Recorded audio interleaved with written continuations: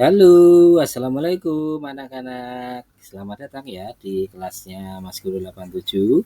Masih bersama Pak Anto dari SD Negeri 2 Musuk, Boyolali. Apa kabarnya hari ini anak-anak? Pak Guru doakan semua dalam keadaan sehat dan semangat ya.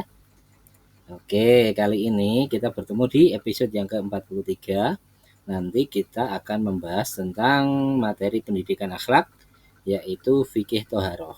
Dan untuk kali ini kita mau membahas tentang wudhu.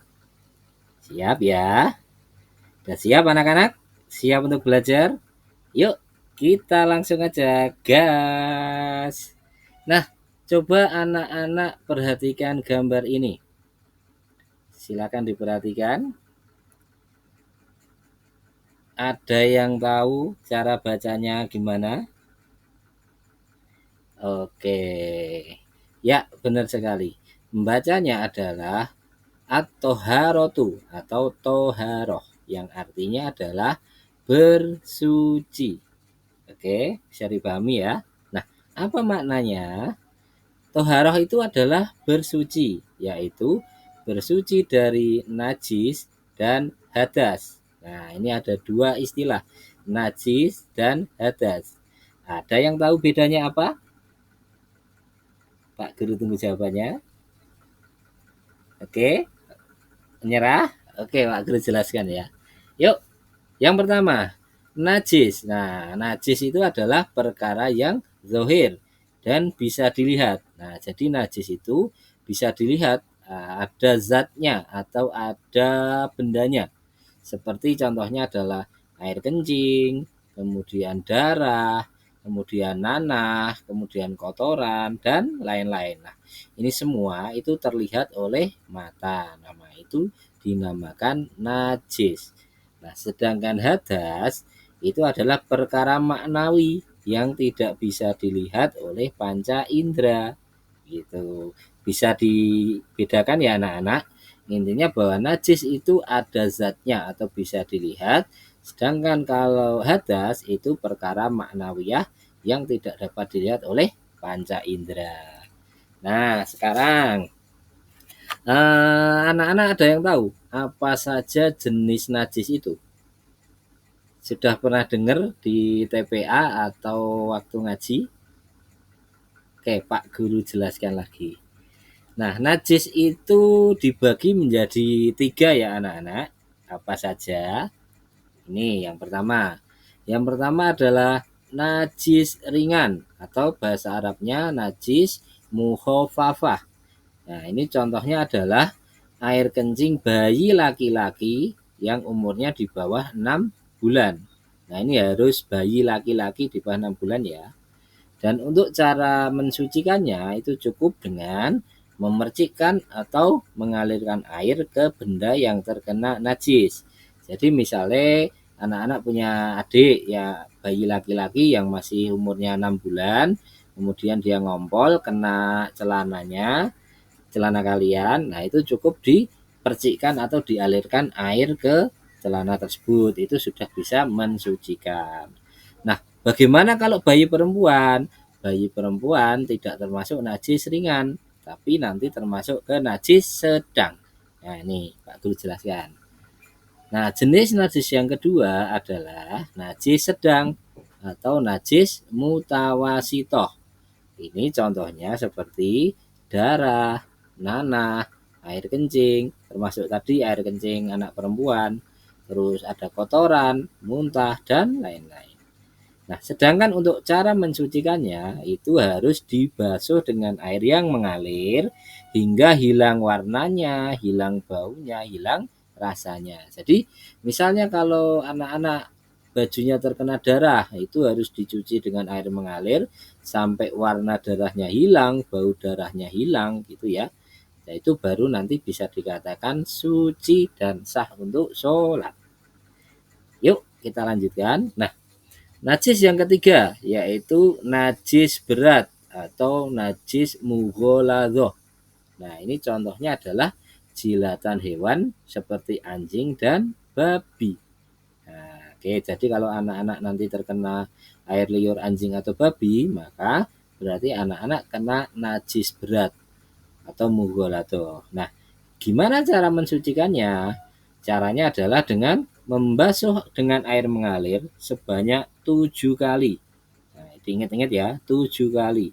Dan salah satunya dicampur dengan tanah atau lumpur. Jadi boleh urutan ketiga atau kelima atau ketujuh itu boleh. Yang penting dari 7 kali itu salah satunya dicampur dengan tanah atau lumpur. Bisa dipahami ya anak-anak ya? Oke, Pak Guru lanjutkan. Nah, tadi kita sudah membahas tentang najis.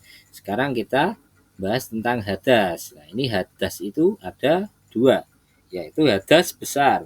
Itu contohnya adalah junub, haid, dan meninggal dunia. Ini cara mensucikannya adalah dengan mandi besar. Nah, nanti ini kita akan bahas di hal yang berikutnya ya, pelajaran berikutnya. Terus hadas kecil itu contohnya buang air kecil, buang air besar, buang angin. Nah, tadi kalau kita melakukan 3 hal ini, selain kita harus istinja atau mohon maaf cebok ya. Nah, kita setelah melakukan itu jika mau sholat, maka kita juga harus berwudu ataupun bertayamum untuk menghilangkan hadas kecil ini. Nah, kita mau membahas tentang wudhu. Ini bersama Ustadz Luffy. Wudhu, pernah dengar ya anak-anak ya? Pasti pernah dengar. Nah, wudhu itu adalah syarat sah dalam sholat. Nah, jadi anak-anak kalau mau sholat itu harus wudhu. Kalau tidak wudhu berarti tidak sah sholatnya. Sedangkan di dalam wudhu itu ada 10 langkah ya. Oke, kita akan bahas satu-satu. Yang pertama adalah niat. Ada yang tahu niatnya gimana? Oke, ini dia niatnya. Nah, niat itu ada dua ya anak-anak. Niat pendek, ini bagi anak-anak yang tidak hafal, boleh pakai niat pendek. Itu cukup Bismillahirrahmanirrahim. Nah, sedangkan jika anak-anak sudah hafal, itu bisa menggunakan niat yang panjang, yaitu Bismillahirrahmanirrahim. Nawaitu wudu'a lirafqil hadasil asghari fardhu lillahi ta'ala. Ini dihafalkan ya anak-anak. Jadi pertama-tama saat kita melakukan wudhu harus membaca niat. Lanjut, kedua, membasuh tangan. Oke, berapa kali membasuh tangan? Membasuh telapak tangan itu kita lakukan 3 kali. Dimulai dari telapak tangan kanan dulu, baru tangan kiri. Dan kita basuh hingga ke sela-sela jari agar semuanya terbasuh oleh air wudhu. Selanjutnya yang ketiga, berkumur-kumur. Nah, ini berkumur-kumur itu kita juga lakukan 3 kali ya anak-anak. Dan perlu diingat, pada saat puasa kalau berkumur-kumur hati-hati, jangan sampai tertelan ya. Nanti batal puasanya. Oke. Lanjut yang keempat, membersihkan hidung. Nah, ini membersihkan hidung itu dilakukan sebanyak 3 kali. Caranya dengan kita menaruh air ke telapak tangan, kemudian kita hirup pelan-pelan ke dalam hidung, kemudian dikeluarkan lagi. Jangan hanya dibasahi ujung hidungnya aja, tapi di dalam hidung harus kita bersihkan biar suci dan sempurna wudhunya. Selanjutnya yang kelima, membasuh muka. Nah, membasuh muka ini juga kita lakukan 3 kali. Dimulai dari ujung kepala bagian atas yang tumbuh rambut hingga ke bawah dagu. Ini bawah dagu. Harus semuanya terbasuh oleh air ya. Sebanyak 3 kali. Selanjutnya yang keenam adalah membasuh tangan. Membasuh tangan juga kita lakukan 3 kali. Dimulai dari tangan kanan dulu, kemudian baru tangan kiri. Dan saat membasuh tangan, itu kita basuh sampai dengan siku atau sikut ini ya anak-anak. Jadi bukan hanya telapak tangan saja, tapi harus sampai sikut. Jadi kalau anak-anak pakai baju lengan panjang itu harus digulung agar tidak basah. Ya, Pak Guru lanjutkan. Yang ketujuh adalah membasuh rambut atau membasahi rambut. ini dilakukan juga 3 kali dan membasuhnya itu dari depan sampai belakang ya anak-anak, agar nanti di akhirat cahaya wudhu kita itu akan menyala dengan terang. Jadi jangan cuma hanya ujungnya rambutnya saja yang dibasahi ya, tapi seluruh rambutnya. Meskipun kalau hanya dibasahi ujungnya juga sah, tapi kalau dibasuh sampai belakang, itu insya Allah wudhu kita lebih sempurna. Oke, yang kedelapan, membasuh telinga. Ya, ini membasuh telinga itu bersamaan ya, kanan kiri. Jadi tangan kita basahi, kemudian daun telinga ini kita taruh, kemudian diputar sehingga seluruh daun telinga ini menjadi basah dan kita lakukan 3 kali. Jadi jangan hanya lubangnya saja yang dibasuh ya, tapi juga daun telinganya juga harus dibasuh dengan sempurna. Lanjut yang ke-9 adalah membasuh kaki. Nah, membasuh kedua kaki sampai dengan mata kaki sebanyak 3 kali dan di sela-sela jari kaki juga dibasahi. Jadi dimulai dari kaki kanan dulu, baru kemudian kaki kiri. Oke, sudah hafal ya? Yang terakhir adalah doa setelah wudhu. Nah, doa juga sama ya. Ada doa pendek, ada juga doa panjang. Kalau doa pendek cukup dengan Alhamdulillahirabbil alamin. Sedangkan doa panjang adalah asyhadu alla ilaha illallah wahdahu la syarikalah wa asyhadu anna Muhammadan abduhu wa rasuluh. Allahumma ij'alni minat tawwabina waj'alni minal mutatahhirina waj'alni min ibadihas sholihin. Ini dihafalkan ya anak-anak. Soalnya kalau kita berdoa dengan yang panjang, insya Allah nanti lebih sempurna.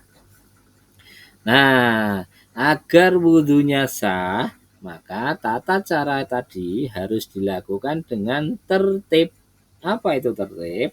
Tertib itu harus urut dan tidak boleh lompat-lompat. Jadi, mulai dari membaca niat sampai dengan selesai membaca doa, itu urutannya harus sesuai ya anak-anak, nggak boleh dibolak-balik. Karena itu, tolong dihafalkan langkah-langkahnya agar wudhunya menjadi sah dan sah juga sholat kita. Oke. Nah, ini setelah mendengarkan penjelasan Pak Guru tadi, ini ada kuis. Gampang banget. Kalau anak-anak memperhatikan, pasti bisa menjawabnya. Yang pertama, sebutkan 3 jenis najis. Itu apa saja? Oke, Pak Guru tunggu jawabannya ya. Pasti bisa. Sudah tahu? Yuk kita cek. Nah, kalau kita membaca materinya tadi, 3 jenis najis itu ada najis ringan atau mukhafafah, najis sedang atau mutawasitoh, dan najis berat atau mughaladhah. Oke, benar ya jawabannya ya. Lanjut pertanyaan kedua. Bagaimanakah niat wudhu? Ada yang ingat? Oke, niat wudhu ada 2. Niat yang pendek dan juga niat yang panjang. Niat yang pendek cukup Bismillahirrahmanirrahim. Kalau niat yang panjang kita bisa lihat di sini ya. Nih jawabannya. Nah, nawaitu wudu'a li raf'il hadasil asgori fardhu lillahi ta'ala. Dihafalkan ya anak-anak. Tuh, kita lanjut lagi yuk. Nah, bagaimana doa setelah wudhu? Pasti yang diingat yang doa pendek nih. Tapi nggak apa-apa ya, kalau memang hafalnya itu juga nggak apa-apa. Nah, doa setelah wudhu ada 2. Doa pendek, yaitu Alhamdulillahirabbil alamin, dan doa yang panjang. Ini doa panjang. Asyhadu alla ilaha illallah wahdahu la syarikalah wa asyhadu anna Muhammadan abduhu wa rasuluh. Allahumma ij'alni minat tawwabina waj'alni minal mutatahhirina waj'alni min ibadihas sholihin. Ya, silakan dihafalkan ya anak-anak. Nah, terima kasih ya anak-anakku sudah mengikuti pelajaran Pak Guru kali ini. Kami Ustadz Lufi, Ustadz Sanji, Ustadz Zoro, Ustadz Itachi, Ustadz Kakashi, Ustadz Naruto, dan Ustadz Gara pamit undur diri. Sampai jumpa lagi di pelajaran Pak Guru berikutnya. Tetap semangat dan jadi anak soleh ya anak-anak. Assalamualaikum warahmatullahi wabarakatuh. Bye-bye.